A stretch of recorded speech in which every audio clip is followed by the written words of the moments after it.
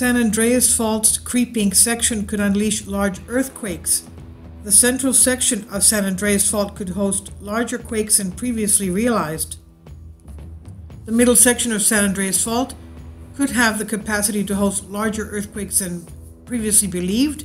Between the towns of Parkland and Hollister, the famous California fault undergoes something called aseismic creep. Instead of building up strain and then slipping in one earth-rattling movement, the two sections of fault move imperceptibly, releasing this way stress without causing large earthquakes. But looking back millions of years in time, researchers have found that this central section of fault may have experienced earthquakes of magnitude 7 and larger. That is larger than the magnitude 6.9 Loma Prieta trembler that killed 63 people in the Bay Area in 1989. It's not fully clear how long the larger earthquakes of the fault occurred, how long ago they occurred, but they were within the last 3 million years. This is what Genevieve Kofi explains, an earthquake geologist at GSN Science in New Zealand. She said the central section could be considered a potential source of earthquake hazard. The San Andreas Fault has 3 sections, the southern section running from the Salton Sea to Parkfield, California, and has a capacity of large earthquakes. In 1857, for example, magnitude 7.9 Fort Tejon earthquake shifted the ground at the fault a whopping 29.5 feet, almost 30 feet. The northern section of the fault runs from the town of Hollister through the Bay Area up to Cape Mendocino, California. This section of the fault is most famous for the great 1906 San Francisco earthquake, which had an estimated magnitude of 7.9. In between Parkfield and Hollister, though, the fault has not given rise to any recorded quakes larger than magnitude 6. Geoscientists have dug into the fault looking for signs in the shape of sediment layer of long ago earthquakes, and they have not found any large quakes in the last 2,000 years. But even if the central San Andreas does not build up enough stress to start a large earthquake, it could act as a conduit for quakes originating in the southern or southern section of the fault, Kofi said. She and her colleagues wanted to go back more than 2,000 years, and to do so, the researchers took advantage of the fact that when a fault slips, it generates friction, which generates heat. Kofi said, it's like rubbing your hands together. This heat can spike the temperature of the rock in the fault by more than 1,800 degrees Fahrenheit, thus 1,000 degrees Celsius, and those temperatures changes can change the structure of organic molecules that accumulate within the sediments. Historic earthquakes.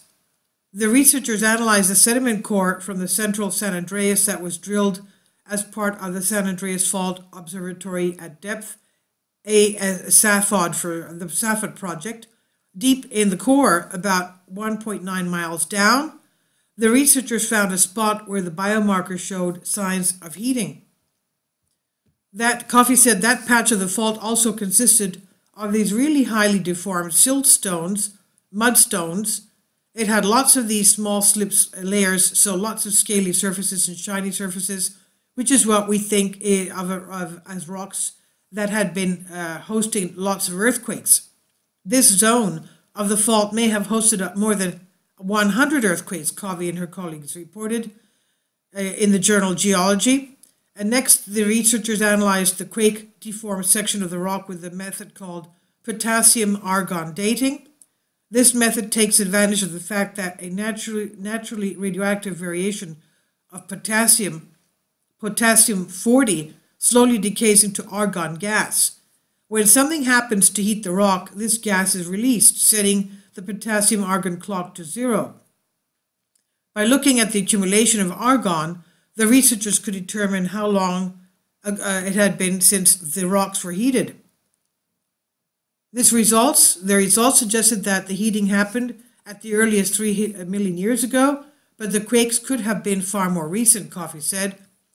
Part of the ongoing work done by Kofi's collaborators involved improving the potassium-argon method for earthquake dating to narrow down the time span, but the magnitude of the heating indicates that the central San Andreas can indeed undergo a lot of shaking. It's likely that the earthquakes recorded in this section of the fault range from magnitudes in the mid-6s to low 7s, Coffey said. And the work that we did, she said, was the first direct geological evidence of earthquakes in this region of the San Andreas. The quakes probably started on the southern portion of the fault and sped along the fault line like an unzipping zipper. Knowing that the fault has this capacity is important for understanding the earthquake hazard in central California, she said.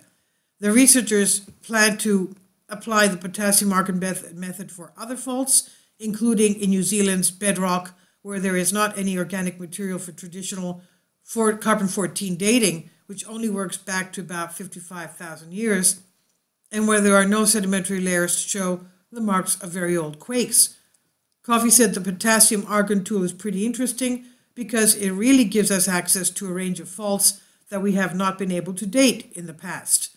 And this was from Live Science, Stephanie Pappas. Please leave your comments and thank you for your support. Finally, support my Patreon account. The daily posts are 5 videos daily, and they are totally different from what I have on my YouTube channel. Thank you so much for your support and that you find all my content so interesting. You'll find the Patreon account details in the description box below.